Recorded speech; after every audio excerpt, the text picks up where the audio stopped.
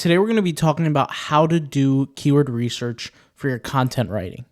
And today I'm going to be showing you what I used to do when I used to own over 70 plus blogs at one point in time. And life was totally hectic. I had different writers working for me. Now you could use AI and really build an army of employees. But things were different back then. And what I was able to do was I was able to sell my websites by the time around ChatGPT 4 came out. And I was in the process of selling even before then. But, a lot of websites, you sell them day after day. It takes a long time to sell these websites. But I ran blogs and I did keyword research. And keyword research was probably one of the biggest things or the biggest reasons why I made the money that I made. And keyword research completely changed my life. Some of you guys may be coming from my other channel, which is the Cash Cow Niche Sites website, YouTube, where I showed people, how I built my blogs and what I did. But today we'll be talking about keyword research. Anyways, let's go ahead and get started. So the first thing is you have to think of your niche. What article are you writing about? What topics are you including? And you have to think of, or you have to use a keyword research tool. Not all keyword research tools are created equal. I'm just going to keep it real. This is EmberSEO. This is the one that I use. You guys can use what you want. Do I recommend you use a free one? Absolutely not. But, it's your life, your choice, right? So anyways, let's go ahead and think of a keyword. I'm going to go ahead and just use a basic keyword here, like GLP-1, just because it's in front of me, and I'll use this as an example. So you want to think of the simplest form of that keyword, okay? So if you're talking about Ozempic, if you're talking about GLP-1, this is just an example. Don't write out a full question. You want to get all the different possibilities for that keyword. So type in the shortest possible tail that you can. For those who don't know what a short tail is, there's classifications for keywords. You have long tail keywords, you have short tail keywords. Typically, a long tail keyword is anything more than 3 tails, okay? And what is a tail? A tail is just an extension to the keyword. So if I was to say how to use GLP-1 to lose weight, that is a phrase or a sentence or whatever you want to call it. But technically in the SEO world, that's considered a long tail keyword, right? A short tail keyword would just be GLP-1, right? That would be an example of a short tail keyword. And nothing is just blatantly short tail or long tail because you have to compare it with another keyword. So for example, if we scroll down here for all these different keywords, the keyword GLP-1 example is more long tail than GLP agonist. Why? Because it has an extra tail to it, right? So GLP-1 agonist versus example. This has 3, this has 2. So this one's longer. It's more long tail than this is short tail. Nonetheless, a little rule that you might want to be aware of is in general, not all the time, but in general, long tail keywords typically get less search volume with specificity than short tail keywords. All right, so hopefully that's very clear. Now, how do you actually find keywords to write for your content? Well, this is where things get important. So you write your keyword, a short version of it, or the shortest possible version of your keyword, in a generalized niche fashion. Now, like in this case, we have a total of 335 keywords that are found. So that's 335 keywords that I could do research based on. So for example, this looks like a long tail keyword. We see here that the competition is a 66 out of 100. That's not bad. So it says here GLP-1 glucagon like peptide 1. So the obvious question here, or the keyword here, is GLP-1 glucagon like peptide 1? Or, for example, glucagon like peptide 1 GLP-1. So if you notice here, these 3 keywords, GLP-1 glucagon, GLP-1 glucagon like peptide 1, and glucagon like peptide GLP-1, all have the same search volume, okay? There's an introduction to Google's algorithm called Panda, and this happened, maybe 10 years ago, maybe 8 years ago. Don't quote me on the exact date, but there's a concept called adjacent keyword terms. And somewhere, like I said, within the last 10 to 8 years, Google's algorithm has formulated itself around adjacent keyword terms, which means I can search for a keyword as a Google consumer, and I could see articles or different websites that pop up that might not directly result in what I needed to see. However, it's the closest thing related, and that is called an adjacent keyword term. So, for example, if I'm on Google and I search for GLP-1 versus, right?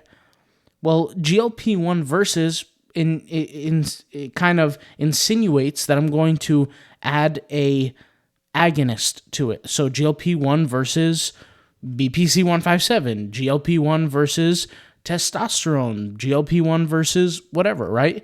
So Google understands that GLP-1 versus is a keyword. And there is no article online that just says GLP-1 versus, and that's just the name of the website or the name of the article. That doesn't make any logical sense because it has to be versus something else. So what Google will do is it will find other articles that are essentially the adjacent to it. So adjacent just means next to. So in parallel thought, we have keywords that are somewhat similar or they're next to each other. So different articles will come up related to that search, okay? So let's say, for example, nobody on the internet has this as their title for an article. Well, Google's still going to rank websites and still going to rank articles and still going to rank blog posts and products on Google. They're not going to just say, hey, there's no results for that keyword. We're not in 2005 anymore. So what are they going to do? They're going to find adjacent terms. So the first thing you have to understand is when you do your content research, you have to find adjacent terms for that keyword. And in this case, all of these terms, right, have adjacency to GLP-1 because they're similar, right? They're similar keywords, and these are related keywords.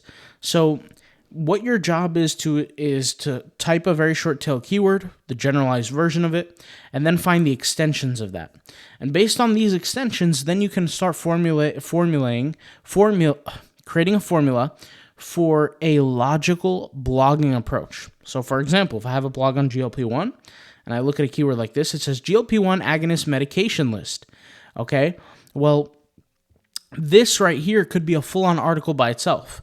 Now, here's the thing. A lot of SEOs who are beginners can look at this and they could see 20 search volume and they could immediately be turned off because it's not enough search volume.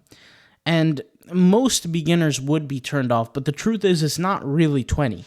You have to remember that 20 people searched exactly this word term for term match. However, there's other ways to ask this exact title without using these exact words, which hence why I say adjacent keyword terms matter. So this says GLP-1 agonist medication list. What if somebody wrote down on Google, what medications interact with GLP-1? That right there would mean the exact same thing, and it could have a completely different search volume. So Google knows that, inherently knows that, because they have a genius level algorithm that understands those things, and then it will still rank you for that same query as opposed to being ranked for an exact term-by-term match. Now, if you're an SEO, you can do, of course, exact term-by-term matches, but then you'll be limiting yourself potentially, especially if you have lower authority, if your website has lower authority. The big kahuna here and the big head honcho is website authority. I can create a brand new, and I'll give you an example. I'm a writer for WAP.com. A lot of people don't know this, but I am a writer for WAP.com. And my article on WAP.com ranked on Google day one that it was published. Not because the article is so good. My article is well over 10,000 words, but not because it was so good, but it was ranked on Google day one because it's WAP.com and millions of people go to it every single day. Does that make sense?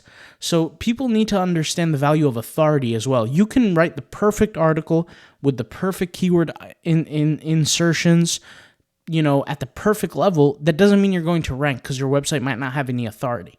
So anyways, that's not the point. But the point is this is exactly how you do keyword research. You need to decide based on your website authority what kind of competition score you're going to go for.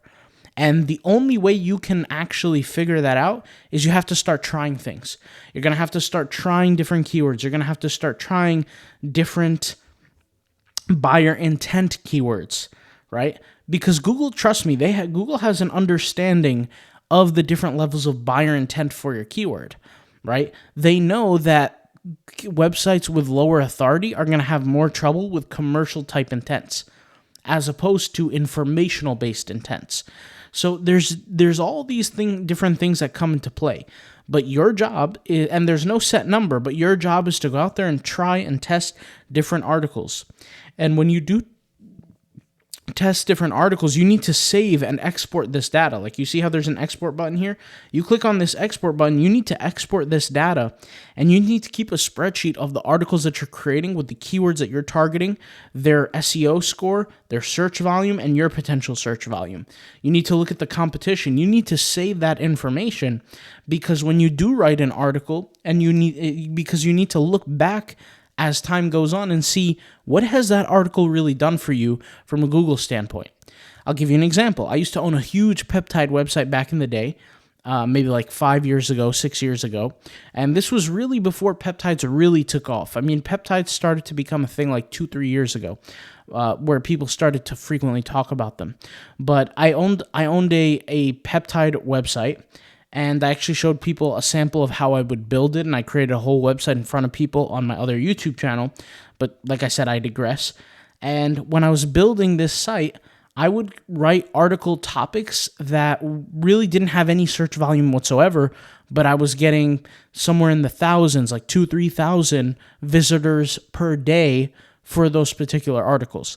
Not because I was such a good writer, but once again, because that topic was not served and there was lower competition, which we talk about that on my channel, right? We talk about how, if you're really trying to make money with blogging, because there's really no other reason. I mean, any sane human being who goes out there and builds a blog, you're going to go out there and you're going to try to make money with it. You're not going to try to be just blogging for the fun of it. I don't know why somebody would do that unless they like torturing themselves, but